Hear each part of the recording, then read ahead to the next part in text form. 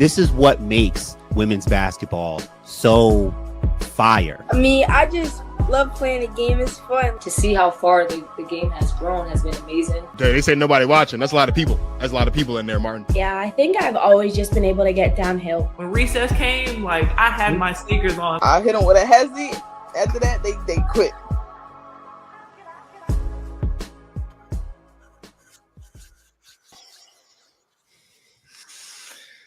Oh, what's up, everybody? Happy Saturday. First time we're on live on a Saturday. Happy Saturday morning to all of you guys who are watching. It's Marcus, Protect Our Queens. With me, as always, my brother in Christ, my partner in women's basketball crime, Martin Sories. Happy Saturday. How we feeling? How we feeling? How we feeling? I'm shook, man. I'm shook. How are you feeling is the better question, man. It's more about you right now. We're going to talk through it a little bit. It's funny, right? So we lost national championship game last Sunday. Ta'Niya committed or transferred, and I said on the show, it's nice being a sports fan because sometimes you can be really, really low. You can get really, really high. I'm really. Did this low. bring you back down pretty low? Are you Pretty low? Okay. I'm not as low as I was. I'm pretty low, dude. Yeah. I am pretty low. I told you if I wasn't out with a friend, I probably would have shed some tears. I probably would have shed some tears. I'm out. We're eating. Shout out my friend Naya. She's back from being all over the place. But we were out. We were eating. And I was like on Twitter. He was waiting for our food. I said, MiLaysia Fulwiley's entered the transfer portal. And I was like, that's not real. I just kept scrolling. No, actually, what happened was I was on my personal Twitter. It's like, no, this can't be true. We're going to Protect Our Queens Twitter, see what's going on. Right. You should follow, by the way, at POQs_. And all I just see is MiLaysia's in the trend. I'm like, my Shayla. I was hurt, bro. I was hurt. It was rough. But here we are, man. It's really unfortunate, man. It's really unfortunate. Anyone who's watching live, we appreciate you. Good to have you here. We're going to chop it up about this news for the next 15, 20 minutes or so. If you have any reactions yourself, join the conversation, leave some comments. We'll be here. Welcome to the Protect Our Queens podcast. Our guy, Nick Andre, who has been on the show, friend of the show. Yesterday was that was a lot, man. It's like a feeling of disappointment. I'm not like a South Carolina fan. Marcus is, but it still feels like disappointing though, a little bit. I think I'm disappointed as a fan because I wanted to see Ta'Niya Latson play with MiLaysia Fulwiley. Yep.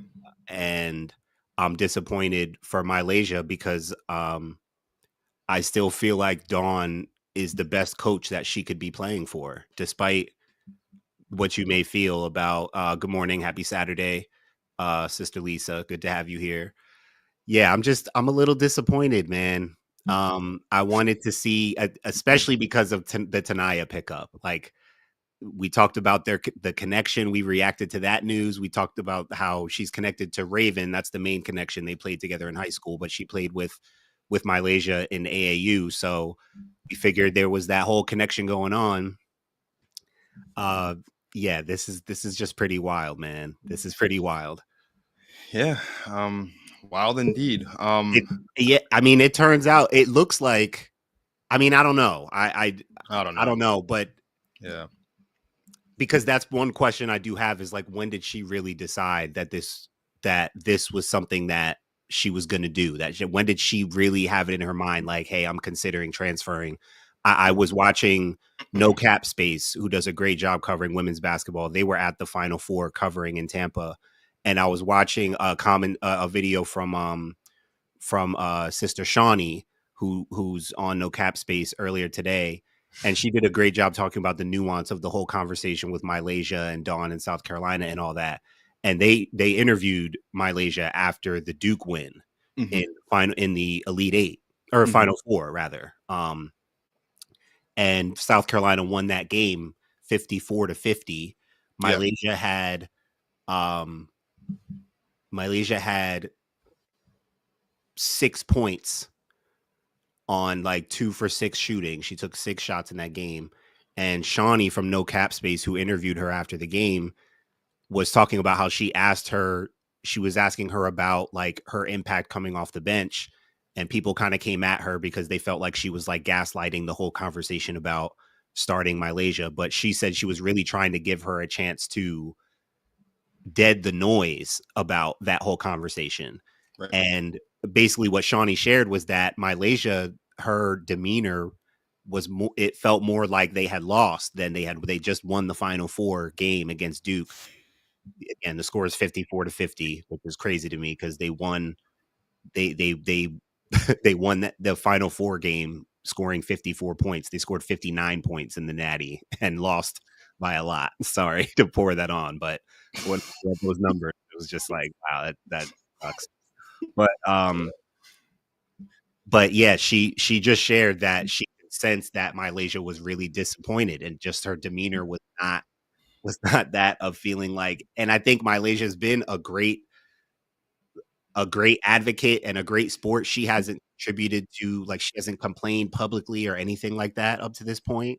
Yeah, I think she did well, but I think frustrations mounted. She was the key player in the Maryland win in the Elite Eight game, that double overtime. That was so stressful for you. MiLaysia had 23 in that game and was a big time factor. So I think, when just listening to that made me think, like, when was the decision made that you might have the portal?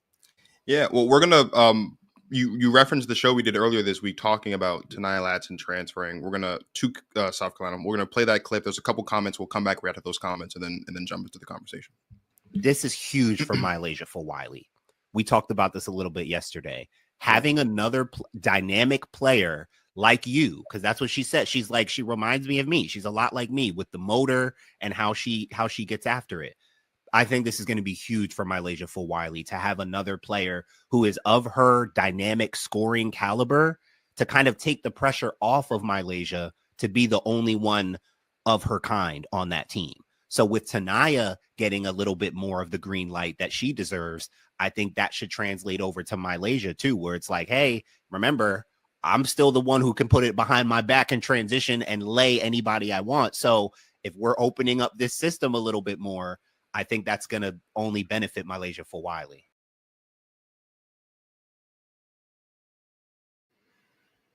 Sucks. We're not going to see that come to pass. Like, I'm disappointed. It's tough. Thank you for you guys who are tapping in just now joining us. We are talking about MiLaysia Fulwiley entering the transfer portal. Feel free to hit us up with your thoughts in the comments. We had a lot of comments here this morning. We'll start here. Says, hi, I wish her well and all the best. It just feels like in the press conference that she was going to weigh her options. Another comment here says, with Raven staying and adding Latson would have meant Lay back on the bench for her junior year. Tessa was going to start over Lay as she's been playing behind Hall. I don't necessarily think that Tessa would have started over MiLaysia. I know that Martin and you and I talked about on that show when we reacted to Ta'Niya Latson transferring what a starting lineup would look like. I think I'd like to think the starting lineup would have been MiLaysia, Raven, and Ta'Niya Latson. I would want that, but Tessa would have fought for minutes though. She's bigger. Sure, yeah. She can hit shots. Like, she still fits what they would have needed in that starting role. Got another comment that says the outside noise apparently got to Lay. That is something that's a sentiment that I've seen a lot on Twitter. A lot of people think that the outside noise has kind of gotten to MiLaysia, which is an interesting component there.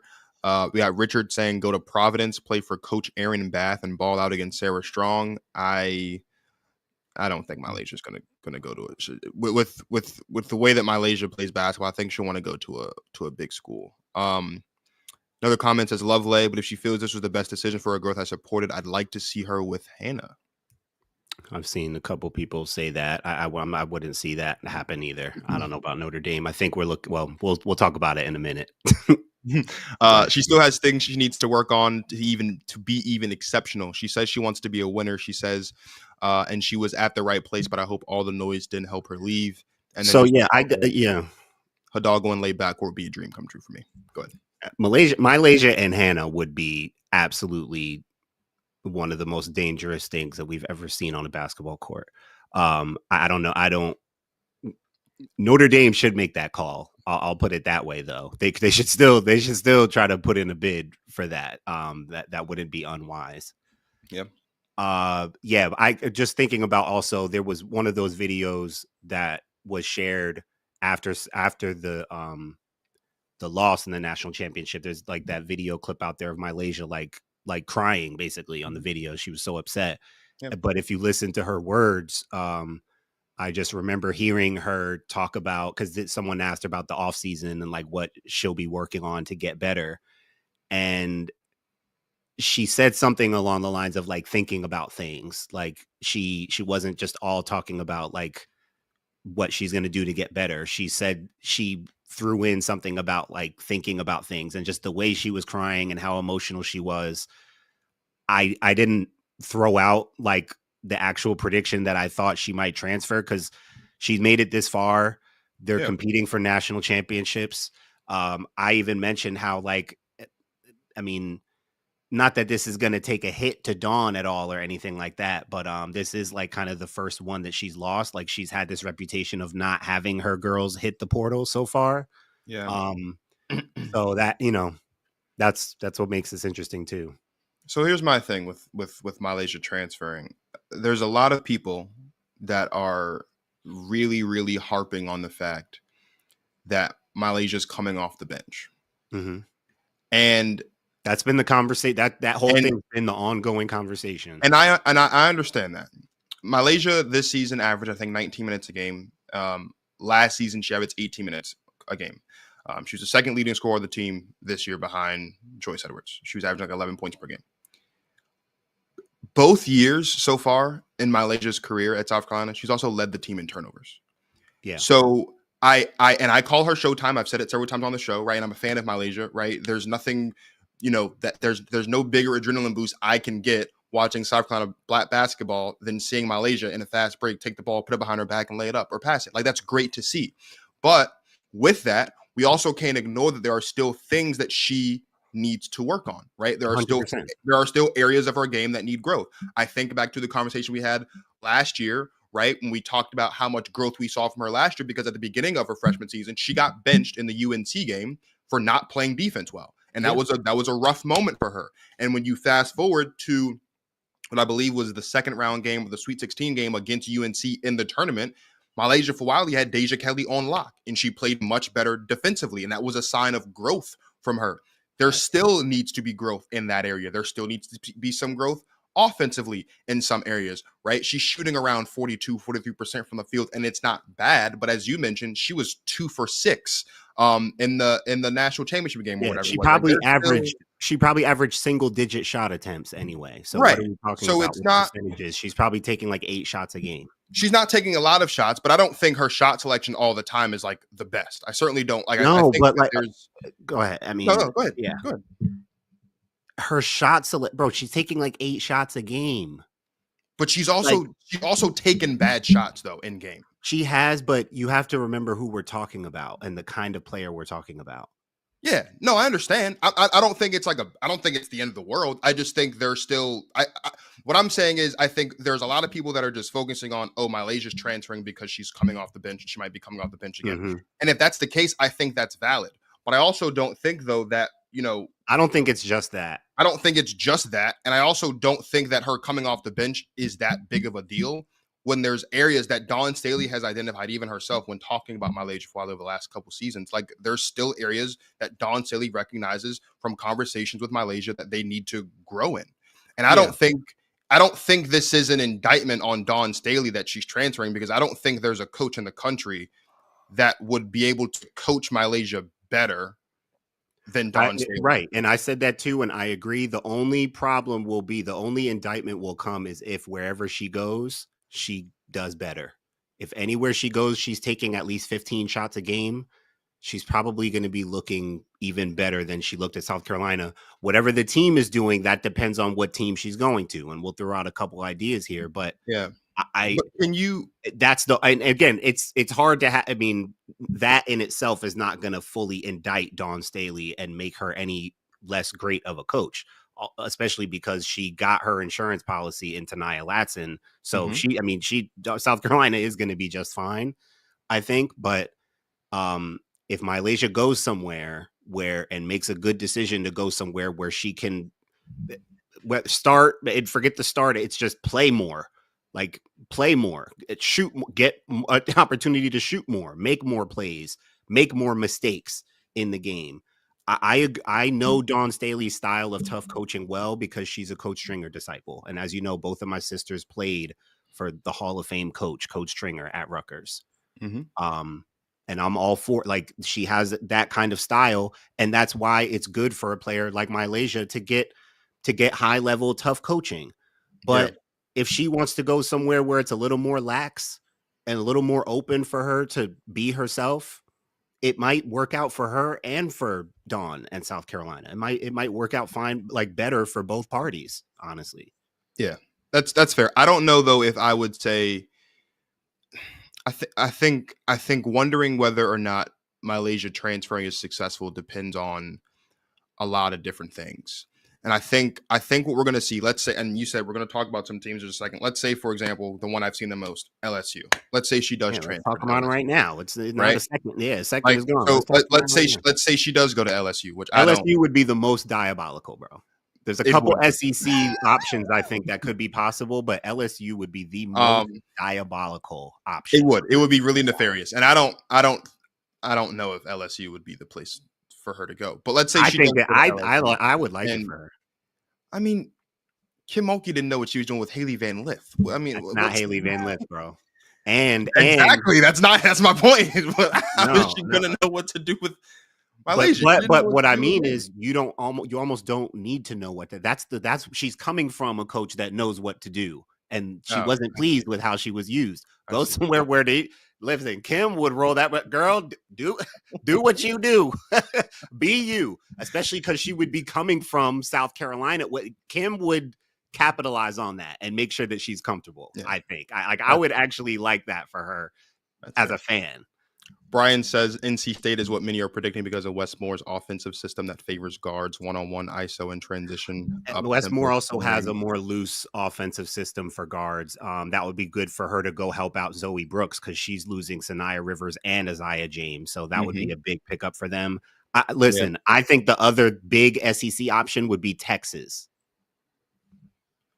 Texas would be, I know it sucks, but like, bro, we're talking like actual ideas here. I know.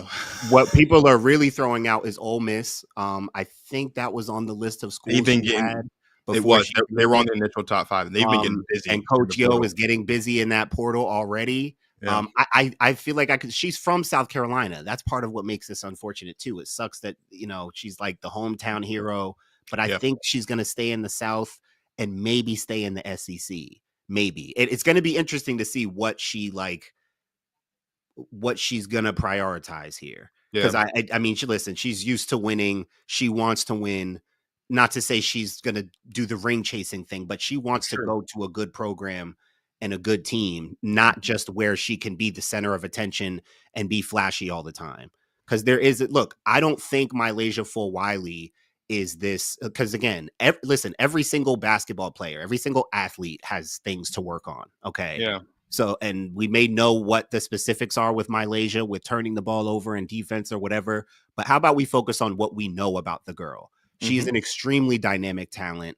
She can shoot the ball from literally anywhere. I still don't think people understand how great of a shooter she is and can be.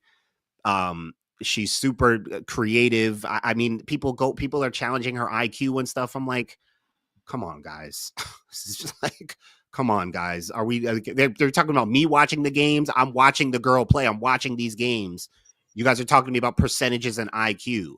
I see what she can do with the basketball.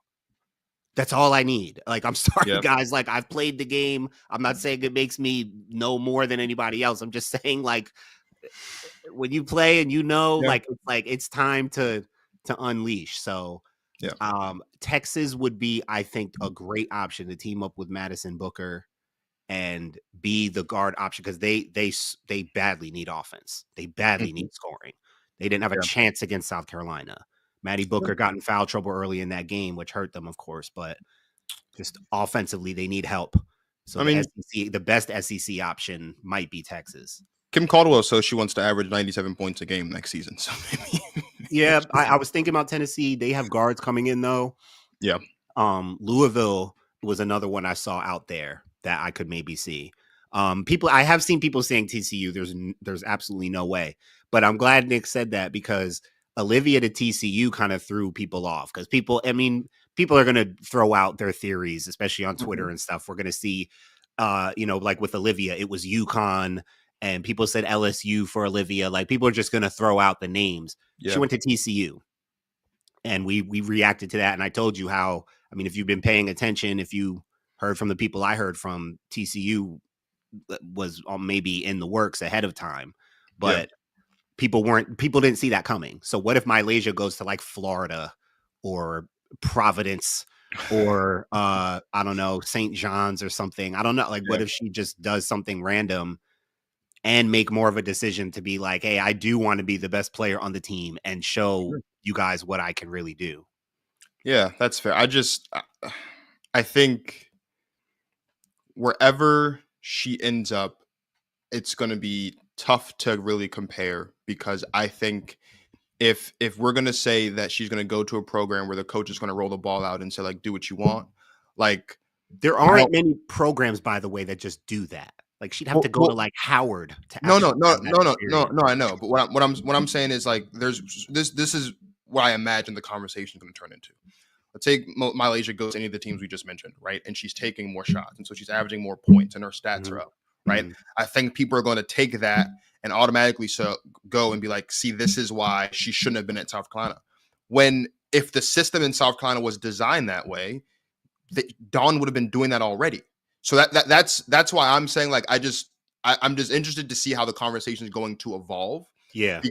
Because while there's several programs she can go to. She can go to Howard and average more points and assists and steals or whatever, right? Yeah. But that is because she'll average 40 at Howard, not just more points. Howard is an extreme example. And it is an extreme example. But I'm saying that to say, like, there are programs where she's going to go to where her numbers in the box score is going to look better. That doesn't necessarily mean that might be the coach for her.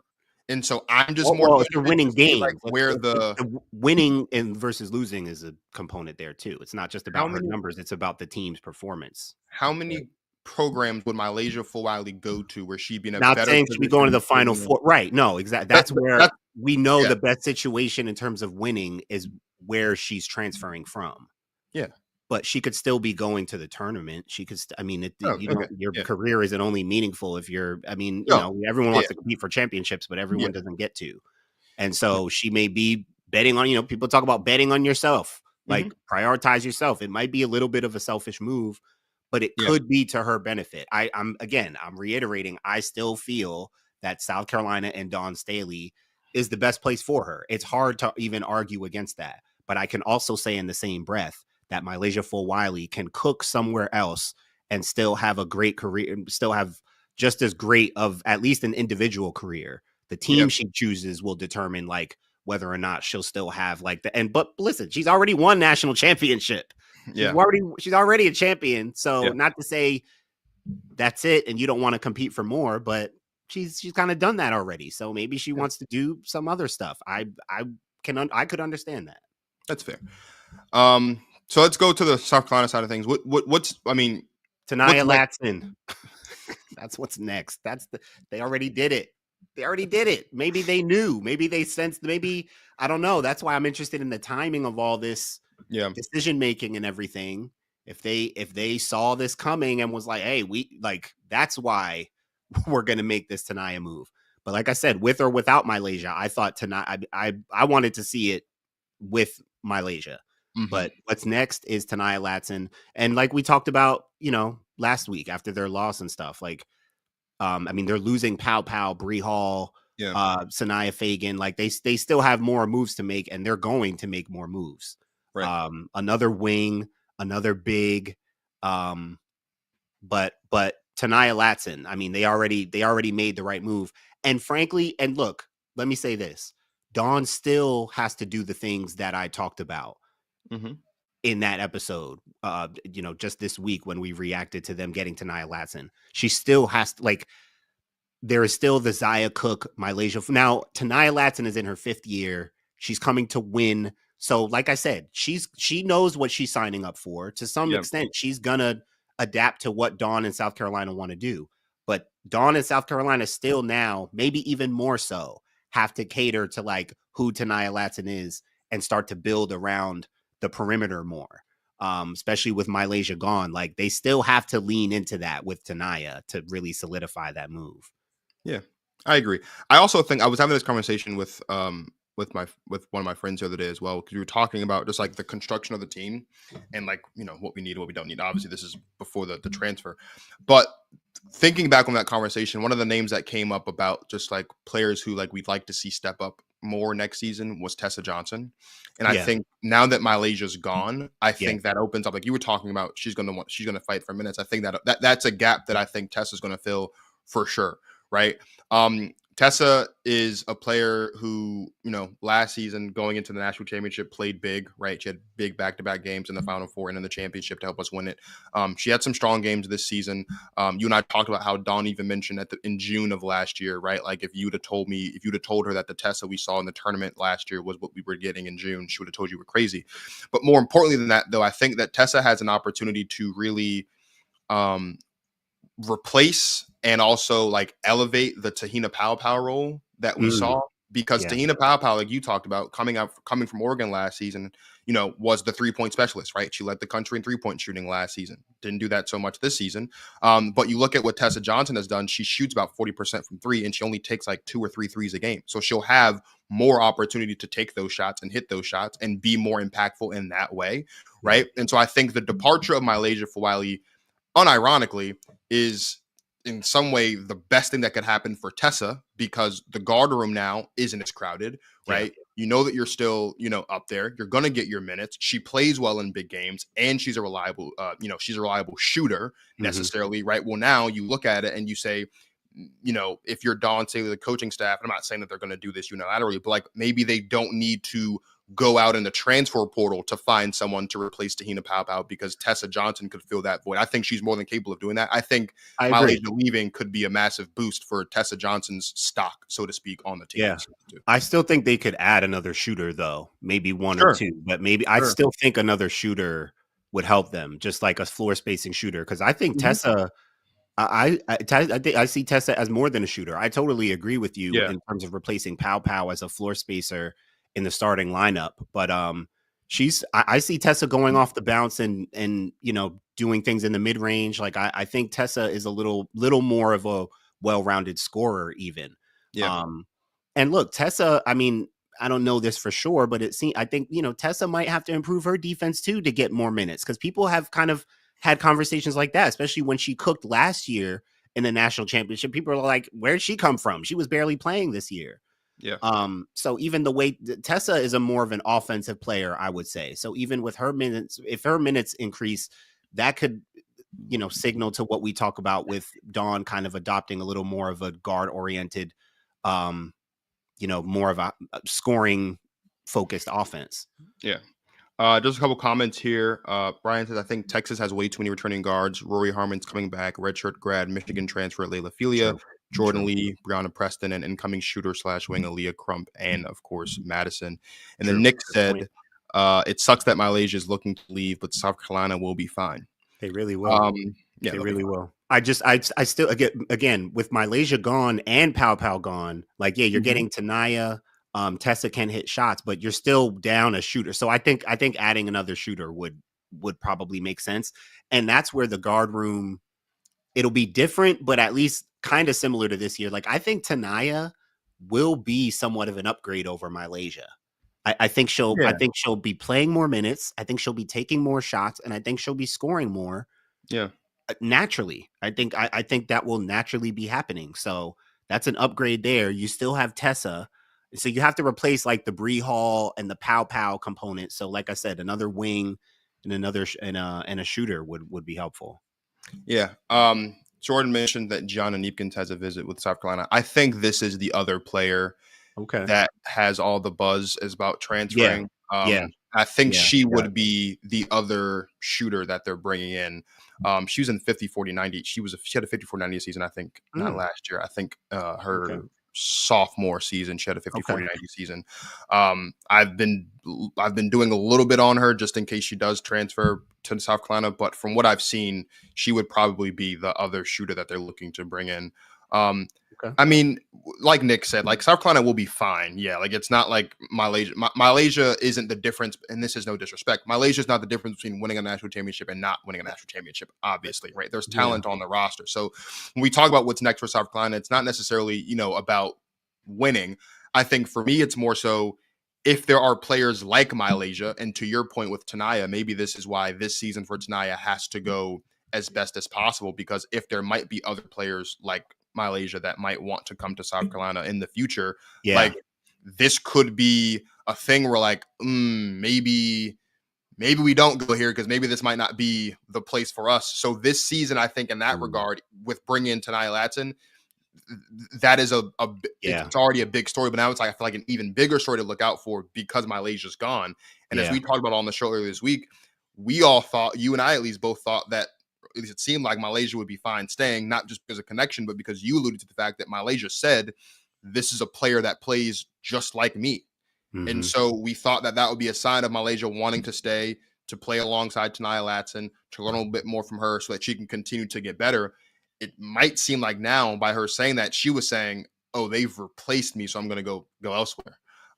What is an interesting dynamic. So I think this year for Ta'Niya Latson in South Carolina is important because if there's any other player like this who are as dynamic of scores as Ta'Niya Latson is, as dynamic of a player and a talent as MiLaysia Fulwiley is, they'll probably be paying close attention to what happens with Ta'Niya Latson in South Carolina about to determine whether or not they want to themselves come play for Dawn Staley in South Carolina. So it'll be interesting.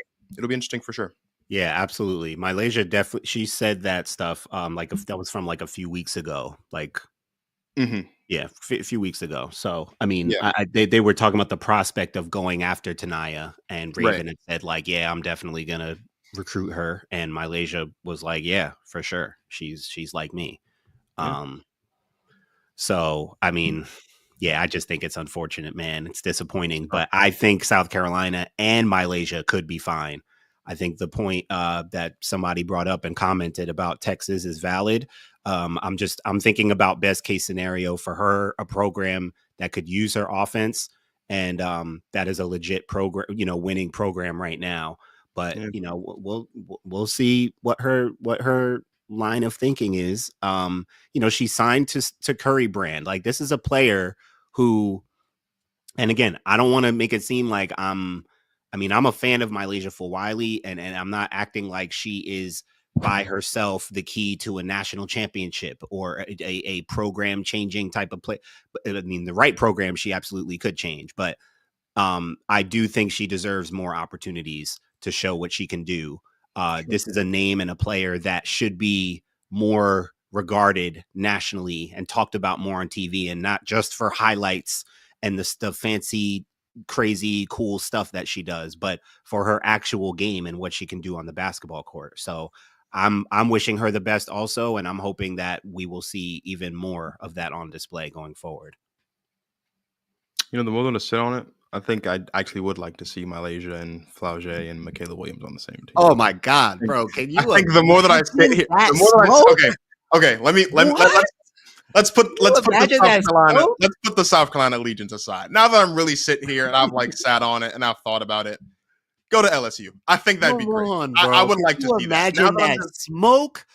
Yeah. Now that I'm out of my feelings about it, and I'm just sitting here like I'm really thinking, Flau'jae Johnson, Michaela Williams, MiLaysia Fulwiley would be. Yeah, I want to see that. Sign me up. Sign me up.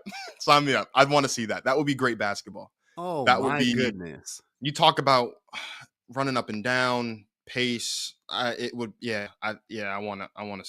But that would be so diabolical. That would be the equivalent of if Olivia went to UConn. Like it would almost be. It's not just you leaving. It's like a slap in the face. Yeah.